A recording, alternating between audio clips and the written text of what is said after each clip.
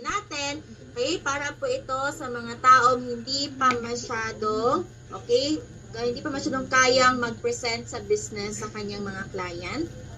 So, kahit hindi ka pa marunong talaga, gamitin mo lang yung ABC rule.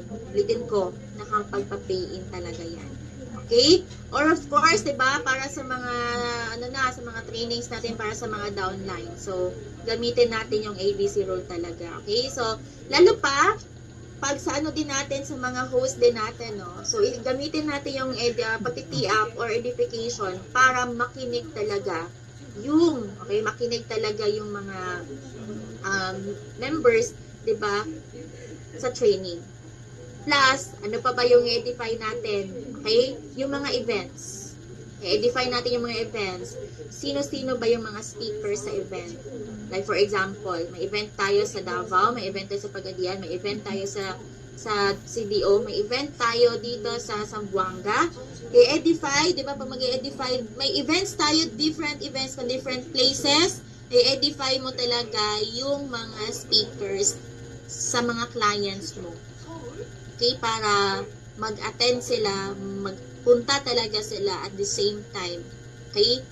Hindi sila i-Indian. Hindi Indian ba? Okay, so, at the same time, makikinig talaga sila pag nag-start na yung presentation. Okay? So, ayan, at the same time, bakit kailangan natin yung ABC rule na yan? Okay, kasi po, lalong-lalo na kung yung mga clients mo or prospect mo has higher or different profile from you. Okay, so, lalo pa, di ba, kung iniisip natin na kakaiba, different sa atin yung clients natin. So, kailangan natin yung ABC rule naman. So, parang ima-match natin yung taong to, yung client to, sa kung kanino siya qualified na ima-match din. Okay? So, of course, di ba? Ayan. Lalo pa, okay, kung yung client mo, okay, is close naman sa'yo or too much familiarity yan, kasi nga, okay, parang wala na siyang authority ba? Kaya kailangan mo ng someone na sinong mag-present or kung sino po yung papakinggan niya. Lalo pa kung kakilala mo talaga. Kasi baka pag nagpe-presentation na kayo, hindi na kayo nagpe-present. Kaya wala na kayong presentation na ginagawa. Ang ginagawa nyo na lang ay nagchichikahan na kayo. Kaya importante na meron talagang ABC rule na gagawin. Kasi nga, para maiwasan mo tong ganito na hindi talaga makikinig sa'yo yung mga client mo pag ikaw yung magpe-present sa taong yan. Kung too much familiarity na ba, magkakilala at magkakilala na. So, kailangan mong back up. Kay ABC rule, pakilala, i-bridge mo na yung client mo na yan, okay, kay advisor, kay coach mo, kay mentor mo, na siya yung magpe-present at magpo-close deal dyan kay client which is close sa'yo or meron kayong too much familiarity. Okay? So, next naman, bakit kailangan natin yung ABC rule? Because, okay, to be effective of teamwork. So, teamwork talaga siya. So, huwag kayong mag-alala po dito ha, kasi meron talaga tayong tamang support system mga ma'am and sir. Okay? So, hindi mo gagawing mag-isa po ito. All you have to do is pa-practicein mo lang talaga yung ABC rule mga ma'am and sir. Ha? So, baka kasi iniisip mo na, ay, hindi ko magagawa yung business na to kasi mag-isa lang ako. No. Okay? Kahit lang po yung presence lang nila dyan, yung picture lang nila dyan, teamwork na yan. Okay? Kahit lang na pinakilala mo lang yan sila, okay? Sinabi mo lang na ito yung i-edify mo. That's one point na din yan ng teamwork. Plus, yung coach mo talaga mismo. Okay? Yung coach mo, yung mentor mo, isa yan talaga sa katuwang mo dito na gagawin mo yung business. Kaya mamasterin natin yung ABC rule na to. Okay, so ima-match. Again and again. Ima-match mo lang. Okay, example ha, mag-practice ka. Mag-practice ka sa salamin. Paano yung mga tamang ABC rule, tamang pag-edify kay advisor tamang pag-edify kay advisor to your client. Yes. So, naranasan ko yan yung dito naranasan ko yan dito mismo. Yung bumaba dito sila Ma'am Marvy, dito sa Zamboanga. Meron siyang mga downline. And nag-attend ako sa event nila. Bigla yun nilapit sa akin yung mga downline niya. In-edify ako ni Ma'am Marvin. Nahiya naman ako kasi nga, di ba, baguhan pa lang ako that time. And nagka-top earner na din. And alam mo yung in-edify niya ako. Alam mo ba yung feeling pag in-edify ka? Nakakakilig. Okay, nakakilig na parang nagbibigay ka din ng inspiration sa mga downlines, di ba? Sa mga clients na sino yung nagbi-bridge papunta kay client. So, aralin natin yung ABC rule. Kasi marami chat nyo nga dito, maraming mga experiences na dahil po dito sa ating ABC rule nakapagpa-pay in. Tama? So, anuhin natin yan. I-set natin yan na ipapractice natin ito. Sasalamin ka muna. Okay? Sasalamin ka muna. Kaya nga po, di ba, meron siyang standard. Naalala ko, meron kaming training na skills training talaga sa Davao. Like, paano ba yung standard? Yung mga gano'n na tamang approach, pag-edify. So, ina-acting talaga siya. So, yun din po yung gagawin nila, lalo pa kung magkalapit lang naman kayo ng inyong coach, ng inyong mentor. So, practicein natin tong ABC rule, yung pag-tee up, power of edification. Okay? So, yun lang. At the same time, okay, check natin. Oy! Tapos na. Okay? So, sabi nga, if you don't find a way to make money while you sleep, you will work until you die. So, yun lang yung yun natin, no? Isa sa puso natin na, yes, kailangan natin itawid yung ano man yung ginagawa natin ngayon kung tayo ay empleyado pa, okay, self-employed pa, kailangan natin tumawid sa pace ng pagiging, okay, sa passive and leverage income po mga ma'am and sir. Kasi even naman po ako, okay, ngayon ay full-time na talaga sa business. Okay? So, hindi na nag-work. Full-time mompreneur. Full-time housewifepreneur na siya. And, maganda siya nang hindi ka na yes, gumigising naman ng maaga dahil ready yung mga bata sa school. Pero hindi ka na nakikipagsiksikan. Kanina nga po, makwento ko lang, after namin maghatid sa school ng mga bata. Alam mo yung, maulan pa, okay, maulan. Isa yan sa mga thankful ako kung bakit ko nakilala yung business na to at ginagawa ko siya. Kasi, na-realize ko kung hindi siguro ako hindi ko ginawa yung business na to.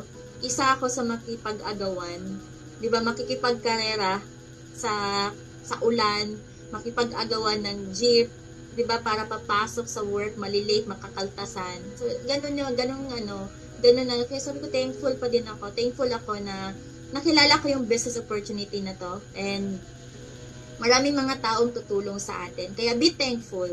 Okay? Huwag nating sayangin yung chance na nandito ka na, okay? Isa ka na sa travel affiliate partner namin, na kung ano man yung kinikita namin, ano man yung kinikita ng coach mo, ano yung kinikita ng mga taong nauna sa'yo, mawala kang choice, kikitain at maa-achieve mo din yan. Bakit? Same po tayo ng business opportunity na ginagawa. Okay? Pareho po tayo ng vehicle. Pareho po tayo ng Global Pinoy Travel and Tours. Pareho po yung ways of earnings. Kung ano man po yung mga kinikita namin ngayon, saan kikita, okay? Ganon din po yung pwede mong ways of earnings din. Basta all you have to do is to master and to apply lahat ng mga trainings, okay, lahat ng mga learnings na binibigay ng mga speakers. Okay, so yung mind setting, 'di ba? And yung yung ABC rule natin. So i-ano lang talaga natin 'yan. Isa puso at gagawin talaga natin 'yan. So pagpraktisan mo lang muna. Okay? Take action. Take action talaga agad-agad. So if you think na effective yung ginagawa mo, do it again. Ulitin mo lang. Tapos, kung sa tingin mo hindi naman, kaya pinaka-importante na ma-identify mo talaga yung target market mo dito. Okay? Kasi kung effective ka sa mga OFW, for how many times ka nang merong client na OFW, pag kinakausap mo sila, adjust ka agad ngayon. Kung may mga client ka naman na OFW and sa tingin mo, ginagawa mo na, or kung ito na lang yung kulang, yung ABC rule na lang yung kulang, plus the mind setting, adjust. Take action. Balikan mo yung mga client mo na yon, gawin mo muna to, yung na-learn mo ngayon. Na dapat pala may ABC rule, na dapat pala mamamatch mo na dapat pala ima-mindset pala to. Hindi lang basta papayag ka na sabihan ka lang na later na lang pag may time na ako. Balikan mo sila. Take action. Ulitin ko, take action agad-agad. Pag sa tingin mo, ilang OFWs na yung nakausap mo, na ginawa mo naman ito, yung na-learn mo ngayon, and hindi siya effective, di ba? Na-analyze mo na hindi effective para sa iyo yung mga OFW, adjust. Baka doon ka effective sa mga empleyado, doon ka effective sa mga housewife. So you need to identify your target market ngayon. Okay? Kasi lalo pa kung nag-join ka na sa boosting system natin, no filter yung marireceive mo na client. Doon mo na lang malalaman pag nag-form ka na. Na ay ito pala, okay pala itong client ko pala na pumasok sa akin ngayon ay ano to, isa po itong OFW. Kasi lalo pa ngayon na napapabilis na talaga siya na ma-identify mo kung she is working, she is OFW, kung taga saan siya. Kasi meron tayong ano talaga yung automated na nagre-response. So sa form, doon mo yun malalaman sa form. Kaya pinaka-importante na pag may client ka, build a quality conversation. Kasi pag once na-identify mo na yan siya, na okay, taga Pinas pala siya, working siya. So along the way na nagkaroon kayo ng conversation, nagsiset ka na ngayon ng edification, nagti-tee up ka na ngayon ng someone na the same background, the same form as your client. Kasi hindi naman niya kasi malalaman kung sino si Coach Angeles Colicas, hindi niya malalaman kung sino si Loli D. Agustin, hindi niya malalaman kung sino si si Coach Bon Carlo, ganun. So, it's your obligation. Okay, ikaw yung mag-bridge sa advisor to client. So, mamamatch yan. Ma-realize tindihan nyo ba? Ma-realize yan ni client, ay okay, pwede pala. Pwede maisabay yung kasi kung nagawa niya, kasi magbibuild kasi yan, masisipin, ay kung nagawa niya, magagawa ko din. So, adjust ha, and take action agad-agad. Wag nating pairalin yung procrastination. Na ay, bukas ko na i-apply yung sinabi ni Ma'am Loli. No. Kung may oras ka ngayon, do it right away. After ng training natin, after meeting, gawin mo siya agad-agad. Balikan mo ulit. Apply the ABC rule, apply the power of edification, mga ma'am and sir. Okay? Kasi gayon lang din yung ginawa ko kahit kung hindi sila makakapasok. Effective siya kasi mga mag-edify ka na, pag sinimulan mo na mag-conversation, tapos with edification, effective. Nagpi-pay in. So, ulitin mo lang ulit. Ha? So, take action, 4 pillars pa din. If you think na effective, do it again. Take action, dayon, decide, take action, then analyze result, and then adjust. Pag-adjust mo ulit pa din. Decide, take action, analyze result, and then adjust pa din.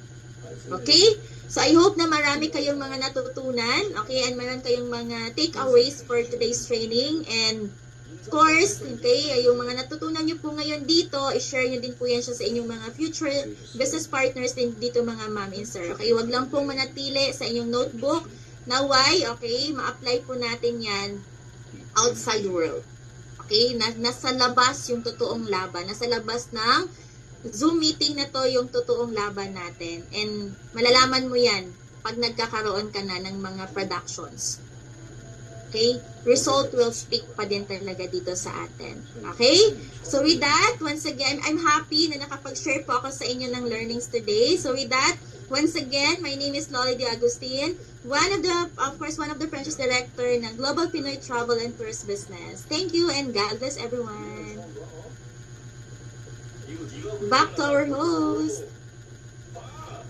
Okay, thank you so much, Coach Ma'am Loli Agustin. Marami po tayong natutunan ngayong gabi. Ayan, bigyan po natin ng pa-virtual Recording stopped. Virtual palakpak si Ma'am Loli Agustin dahil sa kanyang mga share. May nakuha ba tayong dyan? Okay, thank you so much. Thank you po sa mga dumulo.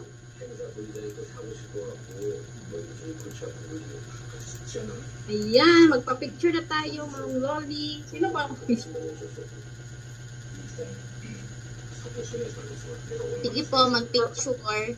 And Sige 3, po. Okay, ready po. Si Ma'am Loli muna. Ready? 1, 2, 3, smile po. Wait lang. Full screen ko lang po ha. Kasi para maganda. Wait lang, saglit. Okay, ready? 1, 2, 3. Smile. Ang ganda po. thank you. Ayan. So, si Ma'am saan yan si Ma'am Raira? I-add natin sa Ayan. Ready? 1, 2, 3. 1, 2, 3, smile po.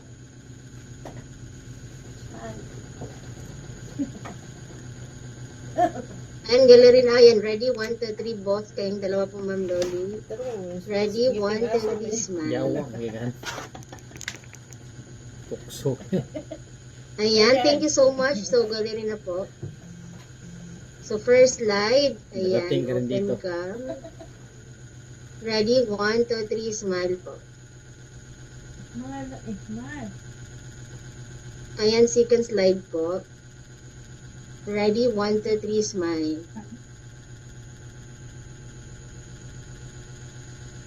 Ayan, third slide po. Ready? 1, 2, 3, smile.